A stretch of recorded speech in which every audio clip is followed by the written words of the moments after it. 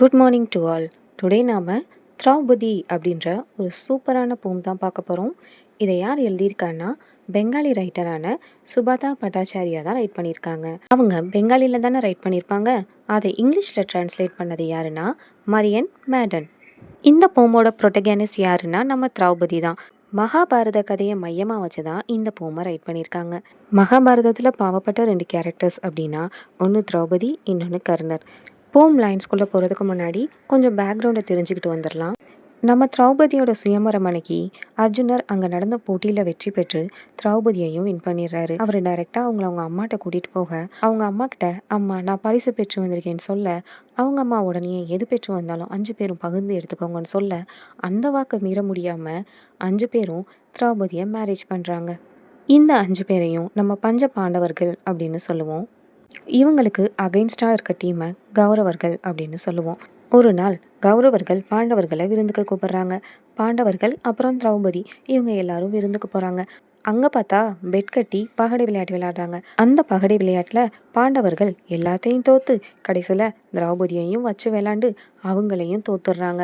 உடனே துரியோதனனோட தம்பி துச்சாதனன் திரௌபதியோட சாரியை பிடிச்சி இழுத்து அவங்களையும் அசிங்கப்படுத்தி பாண்டவர்களையும் அசிங்கப்படுத்துகிறான். இந்த கொடூரமான செயல்கள் எல்லாமே ஒரு அரசவையில தான் நடக்குது. அங்கேருந்து யாருமே இதை தட்டி கேட்கல. ஸோ மிகுந்த மன வேதனைக்கு உள்ளான திரௌபதி ஒரு சபதம் எடுக்கிறாங்க. நான் மேற்கொள்ளும் சபதத்தையும் கவனமாய் கேளுங்கள். துச்சாதனனின் உடலிலிருந்து பெருகி வரும் செங்குருதியை அள்ளி அவிழ்ந்த என் கூந்தலில் தடவாதவரை விரித்த என் கூந்தலை என்றும் நான் அள்ளி முடியேன். இந்த போம் பார்த்தீங்கன்னா அவங்களோட மனசில் இருக்க வேதனைகளை சொல்கிற மாதிரி தான் இருக்கும். சரி வாங்க போம் லைன்ஸ்குள்ளே போகலாம். Love was the single fault, therefore I felt first of all. அவங்க என்ன சொல்கிறாங்க? லவ், என் வாழ்க்கையிலேயே நான் பண்ண பெரிய தப்பு என்ன அப்படின்னா லவ் தான். நான் அர்ஜுனனை லவ் பண்ணி கல்யாணம் பண்ணிக்கணும்னு நினச்சேன். சுயம்வரத்தன்னைக்கு அவரை பார்த்ததுமே நான் லவ் பண்ண ஆரம்பிச்சிட்டேன். அவரை கல்யாணம் பண்ணிக்கணும்னு நினச்சேன். பட் அதுதான் என் வாழ்க்கையில் நான் பண்ண பெரிய தப்பு அப்படின்னு சொல்கிறாங்க. I spend 5 nights in 5 rooms. இந்த அர்ஜுனனோட அம்மா கொடுத்த வாக்குறுதினால் அவங்க 5 பேரையுமே இவங்க கல்யாணம் பண்ணிக்கிறாங்க. ஸோ 5 பேருமே இவங்களோட ஹஸ்பண்ட்ஸ் ஆயிடுறாங்க. ஸோ இவங்க 5 பேர் கூடயுமே இருக்க வேண்டிய சுச்சுவேஷன். ஸோ இவங்க என்ன பண்ணுறாங்கன்னா ஒவ்வொரு நாளும் ஒவ்வொருத்தவங்களோட ரூமில் ஸ்பெண்ட் பண்ணுறாங்களாம். All of them demand my labour, service, body, not my love. விதியின் பயனால் நான் 5 பேரையும் கல்யாணம் பண்ணிக்கிட்டேன். ஆனால் அவங்க 5 பேர்லேயும் ஒருத்தருக்கு கூட என்னோட லவ் தேவைப்படலை. அவங்க எல்லாத்துக்கும் என்னோட உழைப்பு அண்ட் நான் அவங்களுக்கு செய்கிற சேவை அப்புறம் என்னோட பாடி இது மட்டும்தான் தேவைப்பட்டுச்சு. என்னோட லவ் யாருக்குமே தேவைப்படலை அப்படின்றாங்க. Even he has his own Subhadra, Ulupi, Chitrangada. He அப்படின்னு யாரை சொல்கிறாங்கன்னா அர்ஜுனாவை தான் சொல்கிறாங்க. ஏன்னா இவங்க அர்ஜுனாவை தானே ஃபஸ்ட்டு மேரேஜ் பண்ணணுன்னு நினச்சாங்க. அவரை நம்பி தான் இவங்க வரவே செஞ்சாங்க. அவருக்காக மட்டும்தான் இவங்க 5 பேரையுமே கல்யாணம் பண்ணாங்க. பட் அவரே இவங்கள லவ் பண்ணலையாம்.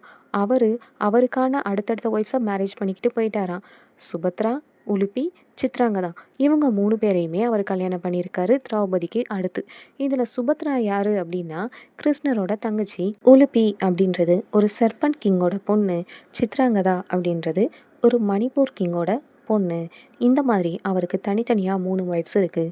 பட் அவரை நம்பி வந்தேன்னா எந்த ஒரு லவ்வுமே கிடைக்காம இங்கே பாவப்பட்ட ஜென்மமாக தான் இருக்கேன் அப்படின்னு சொல்கிறாங்க. Each flower bloomed in a different spring. இந்த லைனில் ஃப்ளார் அப்படின்னு அர்ஜுனாவோட ஒய்ஃப்ஸை தான் சொல்கிறாங்க. ஸ்ப்ரிங் அப்படின்னு அவரோட லைஃப்பில் வந்த புதிய புதிய காதல்களை தான் சொல்கிறாங்க. அர்ஜுனாவுக்கு டிஃப்ரெண்ட் ஸ்ப்ரிங்கில் டிஃப்ரெண்ட் லவ் கிடச்சிச்சு. அதே மாதிரி அவரோட ஒய்ஃப்ஸுக்கும் நல்ல சந்தோஷங்களும் கிடச்சிச்சு. பட் நான் அவர் ஒருத்தரை தான் லவ் பண்ணேன். ஆனால் அந்த ஒருத்தரோட காதலும் எனக்கு கிடைக்கல. என்னோட லவ்வே எனக்கு பெரிய சாபமாக மாறிடுச்சு அப்படின்றாங்க. ஐ ஆம் ஆஃப் நோ ஸ்ப்ரிங், ஐ ஆம் ஃபயர்ஸ் டாட்டர். இந்த லைனில் ஸ்ப்ரிங் அப்படின்னு லைஃப்பில் வர லவ் அண்ட் ஹாப்பினஸ் இது எல்லாத்தையும் தான் சொல்கிறாங்க. இவங்க என்ன சொல்கிறாங்கன்னா என் லைஃப்பில் ஸ்ப்ரிங் அப்படின்ற ஒரு சீசனே இல்லை. என் லைஃப்பில் என்றைக்குமே வசந்த காலம் வந்ததே இல்லை. ஏன்னா நான் ஒரு ஃப்ளார் மாதிரி மென்மையான பெண் கிடையாது. என்னோட லைஃப்ஸ் ஃபுல்லாமே போராட்டங்கள் நிறைந்தது.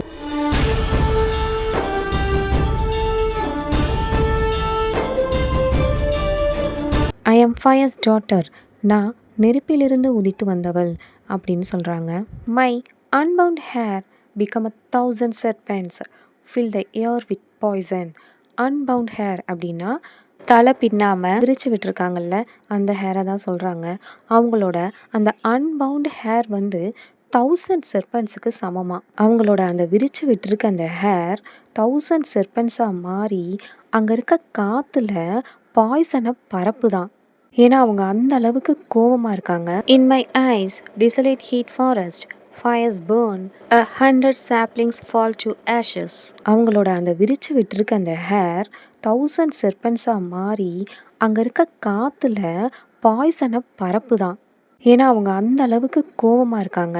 அந்த அரசவையில் அத்தனை பேத்துக்கு முன்னாடி இங்கே 100 saplings அப்படின்னு கௌரவர்கள் இருக்காங்கல்ல, துரியோதனன் துச்சாதனன், அவங்கள தான் சொல்கிறாங்க. ஒரு இக்கட்டான சுச்சுவேஷனில் நிற்கும் போது அவங்களுக்கு உதவி செய்ய யாருமே வரல. ஸோ அவங்க தனிமையில் நின்று போராடிட்டு இருந்தாங்க. அந்த கோவம் அவங்களுக்குள்ள இப்போ ஒரு காட்டுத்தீ போல் கொழுந்து விட்டு எரியுதான். இவங்க அந்த கோவத்தால் அந்த 100 saplings, அதாவது அந்த 100 கௌரவர்களையும் சுட்டு பொசுக்கி சாம்பலாக்கிடுவாங்களாம். yet there is no fault in that, such is the ruling. அந்த 100 பேரையும் கொல்றதுல எனக்கு எந்த ஒரு சின்ன தப்புமே தெரியலை. ஏன்னா அவங்க 100 பேருமே வாழ தகுதி இல்லாதவங்க. அவங்க சாகிறது தான் தர்மமும் நீதியும் கூட அப்படின்னு சொல்கிறாங்க. அவங்க அவ்வளோ கோவத்தோடையும் அவ்வளோ ஆக்ரோஷத்தோடையும் அந்த 100 பேரையும் கொண்டு சாம்பலாக்கணும் அப்படின்னு நினைக்கிறாங்க. நீங்கள் தப்பு அப்படின்னு சொன்னீங்கன்னா இட்ஸ் ஓகே, பரவாயில்ல. Still well and good, okay பரவாயில்ல. May your heaven remains yours. அப்படி நான் அவங்க 100 பேரையும் கொல்றது மூலமாக நான் ஹெவனுக்கு போய் சேர மாட்டேன் அப்படின்னு நீங்கள் நினச்சாலும் அது பரவாயில்ல, எனக்கு ஹெவனே வேணாம் அப்படின்னு சொல்கிறாங்க. உங்கள் ஹெவனை நீங்களே வச்சுக்கோங்க, எனக்கு அப்படிப்பட்ட ஒரு ஹெவனே தேவையில்லை அப்படின்றாங்க. With the one grave sin which is my greatest virtue. அப்படி நான் அந்த 100 பேரையும் கொல்லணும்னு நினைக்கிறது நான் செய்கிற பெரிய தப்பாக இருந்தாலுமே, அது மிகப்பெரிய பாவமாக இருந்தாலுமே, அது மிகப்பெரிய கிரேவ் சின்னாக இருந்தாலுமே பரவாயில்ல, அதுதான் என்னோட நல்ல குணம். அந்த 100 பேரையும் நான் என் கண் முன்னாடி ஆஷஸ் ஆக்காமல் விட மாட்டேன் அப்படின்னு சொல்கிறாங்க. I will go with a smiling face towards hell. இது எல்லாத்தையும் செஞ்சுட்டு நான் சந்தோஷமாக ஹெல்லை நோக்கி போவேன். எனக்கு ஹெவனே வேணாம். நான் என்னோட சபதத்தில் ஜெயிச்சுட்டு சிரிச்ச முகத்தோட ஹெல்லை நோக்கி போகிறேன் அப்படின்னு சொல்கிறாங்க. திரௌபதி அவங்க லைஃப்பில் எவ்வளோ கஷ்டத்தை ஃபேஸ் பண்ணியிருக்காங்க அப்படின்றத இந்த போம் லைன்ஸ் மூலமாக நம்ம துல்லிதமாக தெரிஞ்சுக்கலாம். ஓகே ஃப்ரெண்ட்ஸ், இந்த வீடியோ உங்களுக்கு யூஸ்ஃபுல்லாக இருந்துச்சுன்னா நம்ம சேனலை சப்ஸ்கிரைப் பண்ணிவிட்டு இந்த வீடியோவை லைக் பண்ணிடுங்க.